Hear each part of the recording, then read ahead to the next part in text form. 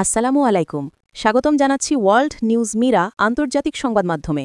শুরুতে world wide নিবেদিত শিরোনাম। এদিকে আফগানিস্তান ও পাকিস্তানের যুদ্ধকে লং টার্মে নিতে আফগানিস্তানকে অস্ত্র দিচ্ছে ভারত। এই জন্য ভারতের ভয়াবহ ষড়যন্ত্র। এদিকে তুরস্ক ও ইরান মিলে ইসরায়েলে হামলার গোপন তথ্য ফাঁস। মূল গোয়েন্দা সৌদি আরব। আফগানিস্তান এবং পাকিস্তানকে ২৪ ঘণ্টার মধ্যে যুদ্ধ থামাতে বললেন তুরস্কের প্রধানমন্ত্রী এরদোয়ান। মুসলিম বিশ্বকে একত্রিত থাকার আহ্বান এরদোয়ানের। গাজায় যুদ্ধবিরতিতে অসন্তুষ্ট হামাস। হামাসের দাবি, এতদিন যুদ্ধে যারা শহীদ হয়েছেন, আমরা যুদ্ধবিরতিতে গেলে তাদের সঙ্গে বেইমানি হবে।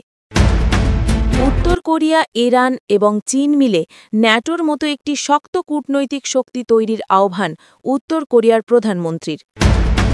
যুক্তরাষ্ট্র যদি ইরানকে বেশি চাপ প্রয়োগ করে, তাহলে এবার ইরানের ঘোষণা হবে হরমুজ প্রণালী বন্ধ করে দেওয়া, বললেন কামেনি। এতক্ষণ শুনলেন শিরোনাম, এবার বিস্তারিত। এবার সাম্প্রতিক সময়ে আফগানিস্তান এবং পাকিস্তানের মধ্যে যে উত্তেজনা সৃষ্টি হয়েছে, তা নিঃসন্দেহে আন্তর্জাতিকভাবে নজরকাড়া।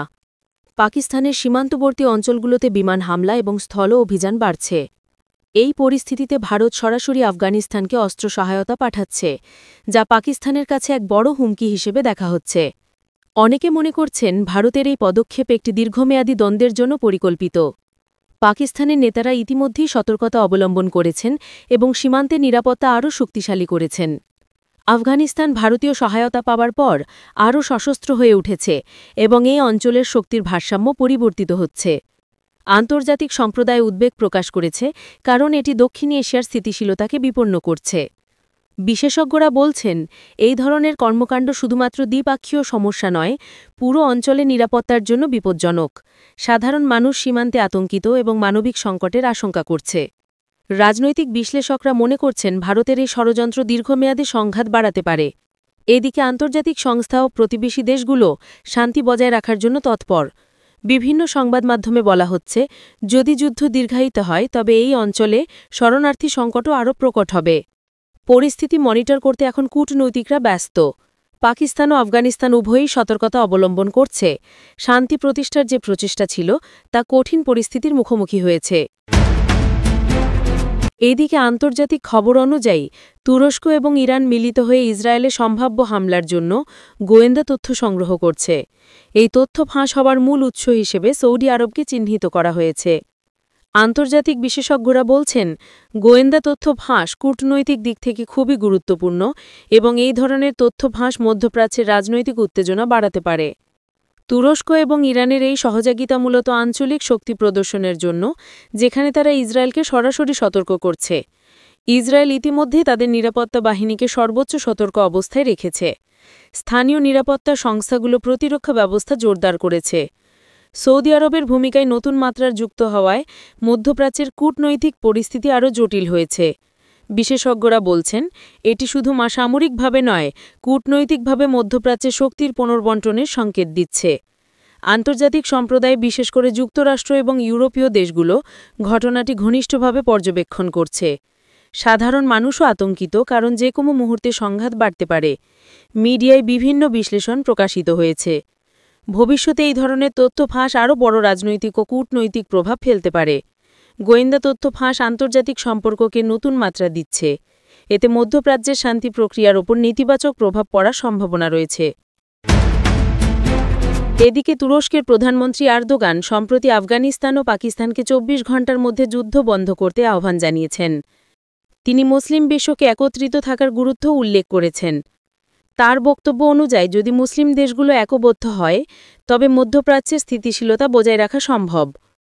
এরদোগান সরাসরি পাকিস্তান ও আফগানিস্তানের নেতাদের সঙ্গে যোগাযোগ করছেন এবং শান্তি স্থাপনের চেষ্টা করছেন। তিনি আন্তর্জাতিক সম্প্রদায় সহযোগিতাও চাইছেন। বিশেষজ্ঞরা বলছেন, এরদোগানের এই পদক্ষেপ দ্বিপাক্ষীয় শান্তি প্রতিষ্ঠায় গুরুত্বপূর্ণ ভূমিকা রাখতে পারে। তিনি বিশ্বাস করেন, যুদ্ধবিরতি কার্যকর হলে মানবিক সংকট কমবে। তুরস্ক ইতিমধ্যেই এই অঞ্চলে মানবিক সহায়তা পাঠাচ্ছে। সাধারণ মানুষ আশা করছে, যুদ্ধ অবিলম্বে বন্ধ হবে এবং শান্তি ফিরে আসবে। কূটনৈতিকভাবে এরদোগানের প্রচেষ্টা মধ্যপ্রাচ্যে নতুন দিশা দেখাচ্ছে। রাজনৈতিক বিশ্লেষকরা মনে করছেন এটি মুসলিম বিশ্বে ঐক্যের নতুন উদাহরণ স্থাপন করতে পারে। আন্তর্জাতিক সম্প্রদায় আর্দোগানের পদক্ষেপকে স্বাগত জানাচ্ছে। পরিস্থিতি মনিটর করতে বিভিন্ন দেশ তৎপর। এদিকে গাজায় যুদ্ধবিরতি ঘোষণার পর হামাস অসন্তুষ্ট। তারা মনে করে এতদিন যুদ্ধে যারা শহীদ হয়েছে যুদ্ধবিরতিতে গেলে তাদের ত্যাগকে অবমূল্যায়ন করা হবে।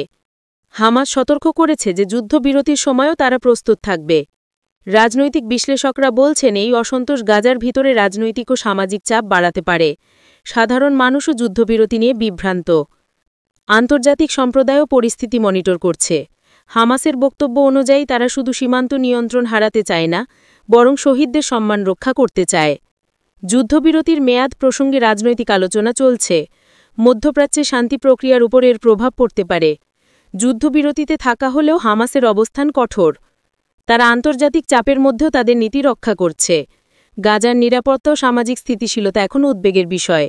পরিস্থিতি মোকাবেলায় রাজনৈতিক আলোচনাও চলছে। এদিকে কোরিয়া, ইরান এবং চীন মিলে ন্যাটোর মতো একটি শক্ত কূটনৈতিক শক্তি তৈরির আহ্বান জানিয়েছে। উত্তর কোরিয়ার প্রধানমন্ত্রীর মতে এটি নতুন বৈশ্বিক শক্তির ভারসাম্য বজায় রাখতে সাহায্য করবে। আন্তর্জাতিক পরিসরে এই আহ্বান বড় প্রভাব ফেলতে পারে। বিশেষ করে পশ্চিমা দেশগুলো সতর্ক হয়ে গেছে। এই ধরনের কৌশলগত সংযুক্তি ভবিষ্যতে আঞ্চলিক সংঘাত কমাতে পারে। চীন এবং ইরান ইতিমধ্যে বিভিন্ন কূটনৈতিক পদক্ষেপ নিচ্ছে। দক্ষিণ কোরিয়া এবং জাপান এই ঘটনার দিকে মনোযোগ দিচ্ছে। বিশ্বের কূটনীতি ও নিরাপত্তার জন্য এটি গুরুত্বপূর্ণ সংকেত।